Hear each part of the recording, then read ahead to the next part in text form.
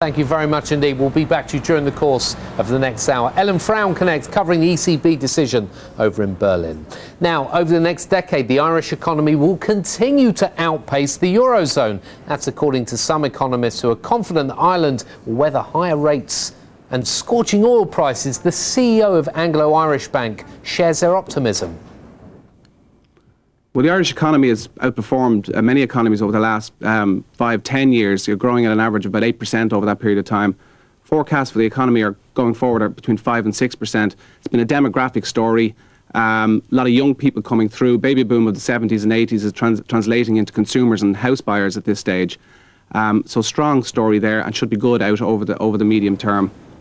Joining us now for analysis is Robbie Kelleher from Davis and Steve Goldstein, a markets reporter from MarketWatch. Gentlemen, thank you very much indeed for joining us. Steve, I'm going to start with you here in the studio. Come on then, how are the Irish managing to do this? It's excellent years of growth, it would seem, one after the other. Yep.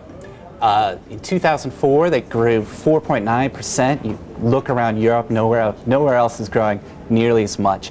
A lot of it is simply population growth.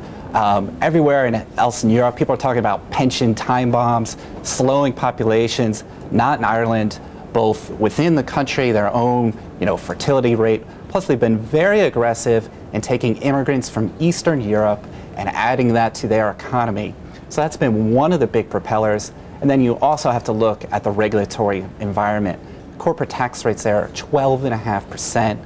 That lures in a lot of capital from abroad, particularly from the U.S., and that's really helped set the foundations for this tremendous, so-called Irish tiger growth story. For sure, and you see it continuing for the time being? For the time being, I mean, there are concerns in the future that, you can go to Eastern Europe and get low taxes and even cheaper labor force. But for the next few years, people are talking about 5% to 6% annual economic growth. And there aren't really any sort of short-term reasons why the Irish economy would go down. All right, Robbie Kelleher, to you. Come on, surely it can't all be good. There's got to be some downsides. Well, I think I agree with most of the analysis of the previous speakers. What's driving the Irish economy at the moment is very much the internal dynamics that come from the combination of 2% interest rates and a young and very rapidly expanding population, and the growth in that population is particularly concentrated in the economically active age groups, in the 20s and the 30s and the 40s and so on.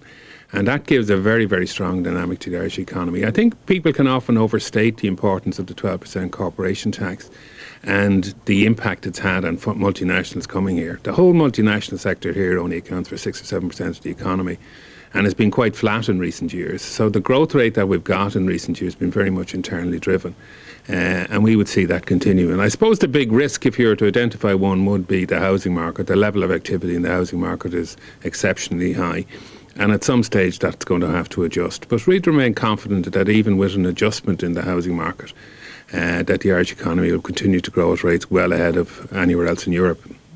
Steve, do you think the housing market can be successfully managed? I mean, I suppose you could look at the UK to some extent. There hasn't been a crash yet. If it's going to happen, it's been spoken about for the last couple of years.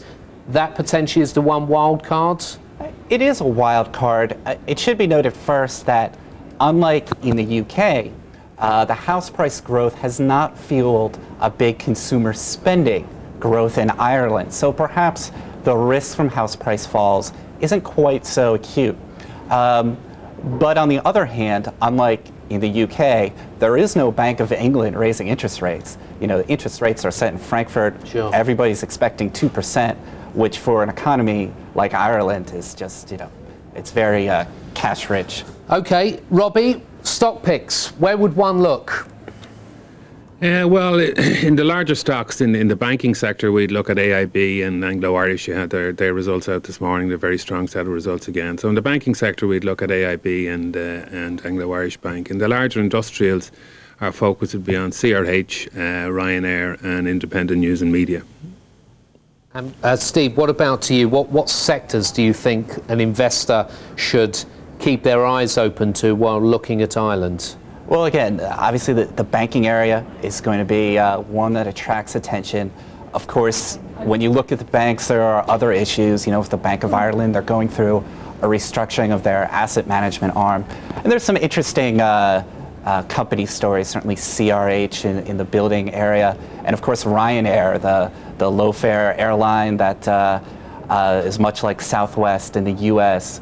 You know, they had warned last year about a bloodbath on fares, and it really hasn't materialized. And of course, that's one of the more popular Irish stocks out there. Mr. O'Leary getting a little bit excited on that one. Well, it's, you know, it's a good bit of drama at the time. Thanks very much indeed for coming in. Steve Goldstein, markets reporter at Market Watch. Robbie Keller, big thanks to you as well, head of research round at Davies as well. Now, concern over weakness in the automotive industry hit home again in Germany today, with investors pummeling auto supplier Continental after it missed forecast. Continental CFO Dr. Alan Hipper